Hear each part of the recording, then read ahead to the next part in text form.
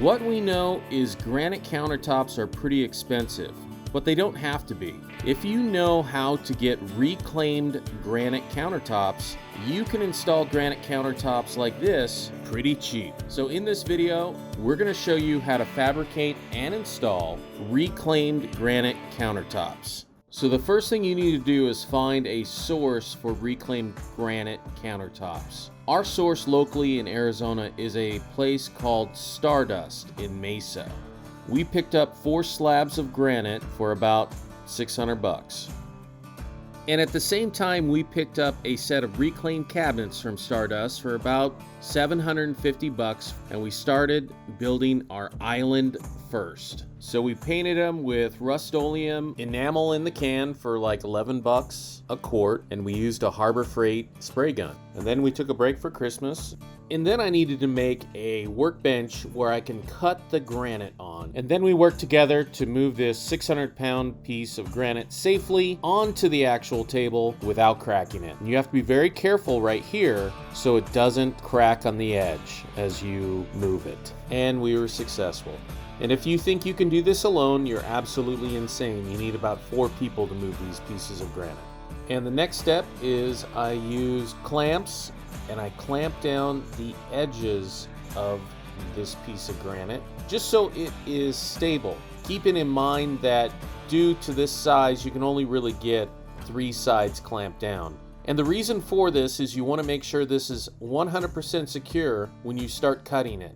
You don't want it to slide on you and mess everything up. And the first tool you'll need is a circular saw and an angle grinder and some wet diamond blades, 4.5 inch and 7 inch for the circular saw. The next thing you need to do is measure out the line that you're gonna cut. You're gonna have a measurement of your cabinets in your kitchen. You're gonna have how deep they are and how wide they are. And keep in mind, depending on your cut, you're going to need to measure and take account for the decking that's on the cabinets. Should be a 1/2 inch plywood. And then also the front fascia or the overhang of the granite. The tools that you're going to need for this are a tape measure, a Sharpie or something that doesn't wipe off with water, and then a straight edge that is straight. And as you can see, what I'm doing here is I just changed out the blade and then did a little test run on the line, making sure that there is water on the blade. You don't need a lot, but you need to make sure it is wet or it will spark. And on the first run, I only went down half the distance of the granite just to make sure that I had a decent cut. And then I went back and I did the rest. As you can see here, you want to make sure that there's water on the front of the blade so that it stays cool and you don't burn up your actual blade there. Then you'll go back and you'll readjust for a deeper cut, and then you'll finish up the actual cut for the granite. It's safer to go and do, 2 cuts than 1.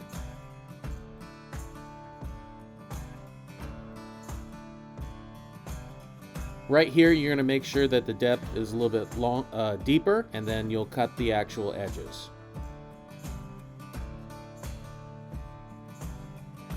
Now, when you actually break loose or do the final cuts, the granite will pop loose. How'd we do? I think that's a little. I think we did pretty good. I think you did great. While that sludge is still wet, go ahead and take a towel and just wipe it off. You want to make sure it is clean of all this kind of sludge before you actually attach it to the decking on your countertops. So to attach this granite to a countertop or to your decking, you want to make sure that you use some liquid nails, and you're going to make these piles. Try to make them about the size of a camp marshmallow, or just a little bit smaller. What this will do is allow it, when you set it, to float down and level out your countertops and have good adhesion. I've learned this from some friends in the construction industry, and this seems to work really well. Now's the time to move your countertop, and you'll need a couple strong friends or family members to help you carry this thing. Make sure you carry this vertically up and down, not flat. And then when you set it, make sure you're in the right place before you drop it down and smush those piles of liquid nails. Just make sure that it's over the edge of your cabinets, and then gently press down and just let it sit. Make sure your drawers have the spacing they need so that when it dries, you can still open and shut them. Now, if you choose a reclaimed granite that has a double stack detail on the front, when you install it, it will actually hang down over the plywood and it looks super custom and really nice. So for our second piece of granite on the top of the bar, we changed out the existing piece for a different piece. And the reason is we noticed that the first piece was actually glued together or joined. And I didn't want chance of breaking that piece if we're going to cut 22 inches into it. That would have left probably about 4 inches past the actual joint, and we just decided we wanted to change out the piece to another piece that was just one solid slab. So then we measured out our cut, and actually on this one we measured out 2 cuts because we wanted some materials to actually go and stick to the front or the fascia, because this piece didn't have a front kind of double spaced fascia or detail on the front of it. So we need material when it's all said and done to glue or attach to the front of this to make it look like the other piece. Oh, and here's a pro tip for you. Red Sharpies work the best. So we did something different this time. We increased the depth of the cutting wheel, so we only had to cut one time, one pass.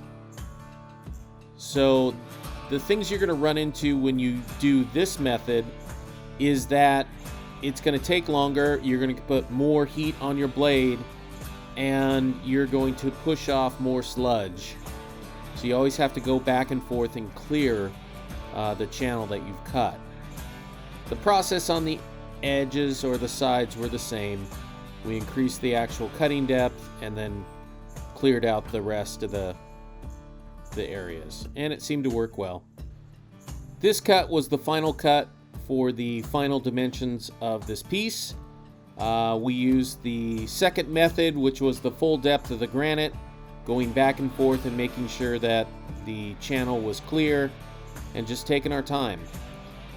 This is the piece that we're going to fabricate and put on underneath so it matches the front fascia of the other piece in the front. The tip here is to just take your time. Once it's cut, clean it off and then carry it vertically. This one was a little bit smaller than the other one, so 2 of us could handle it just fine.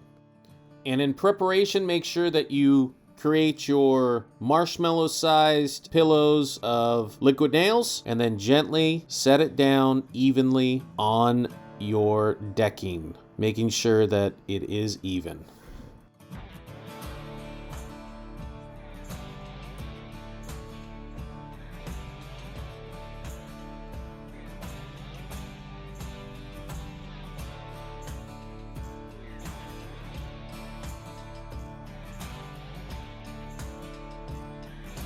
Now, once it's on here, the liquid nails should take about 24 hours to dry.